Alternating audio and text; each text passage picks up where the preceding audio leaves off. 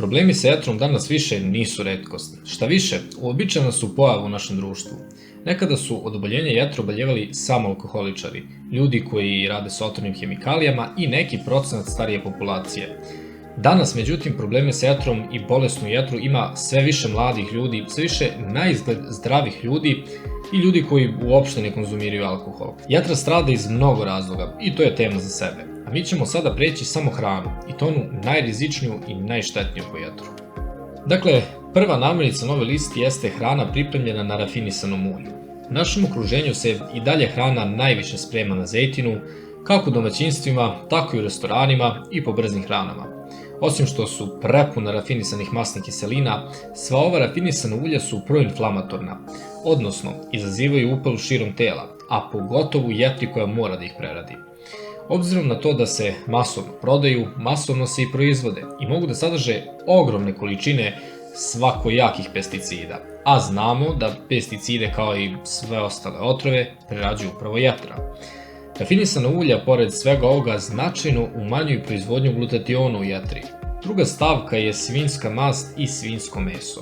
Ako ste pomislili da ćete umesto zejtina koristiti svinjsku mast i izbeći oštećenje jetre, opasno ste pogrešili. Osim što izaziva ogroman napor jetri za varenje, podstiče i nagomilavanje masti u jetru. Na sve to, svinjsko meso i svinjska mast prepuni su otrova koje će oštetiti jetru ili se jednostavno deponovati u salu ako jetra nije dovoljno jaka da ih obradi. Masti poreklom od svinjskog mesa se teško uklanjaju iz krvi i osim što stvaraju opterećenje jetri, stvaraju opterećenje i krvnim sudovima i srcu. Treća stavka je konzervirano meso. Konzervirano meso se, slično kao i grickalicama, dodaje šećer i prerađuje se. U procesu prerade šećera sa proteinima ili mastima na visokim temperaturama nastaju supstance zvane AGE, Advanced Glycation End Products. Drugačije su poznati kao glikotoksini.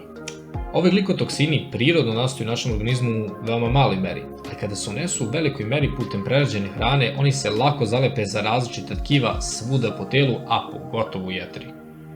Četvrta stavka koju trebate izbjegavati ako želite da održite jetru zdravom jesu grickalice.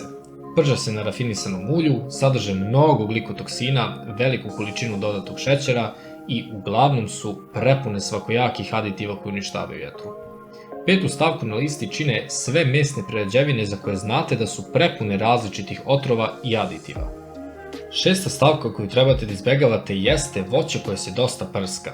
Svestan sam činjenice da je veoma teško i veoma skupo danas hraniti s organskom hranom, ali ono što ljudi mogu da preduzmu po tom pitanju jeste da izbegavaju voće koje se dosta prska, poput recimo jabuka, breskvi, jagoda. Naravno, ako imate pouzdanog proizvođača, ovo onda nije problem, ali u suprotnom, izbegavajte veoma prskano voće. Sedma stavka na ovoj listi jesu slatkiši i voće sa puno šećera bez vlakana. Šećer opterećuje jetru koliko i alkohol, a statistika nam govori da je danas šećer veća pretnja jetri nego sam alkohol.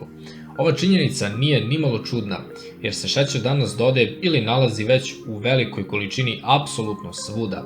Voće gledajte naravno da konzumirate sa sve korom, jer bez kora unosite u sebe veliku količinu šećera, veoma brzo, što stvara momentalni pritisak u jetri. Voće je bogato glukozom i fruktozom, a za razliku od glukoze, fruktoza mora prevashodno biti obrađena u jetri. Poslednja stavka na ovoj listi nije ni specifična namirnica, niti grupa namirnica, već zapravo način ishrane. Više obroka u toku dana je vrlo loše po jetru. Sve one prazne priče da biste trebali jesti više manjih obroka u toku dana dovešće vas samo do toga da razvijete neku hroničnu bolest i apsolutno nigde drugde. Sa više od 3 obroka dnevno, makoliko god ti obroci bili sitni, vi ometate čitav digestivni sistem čiji je deo naravno i jetra.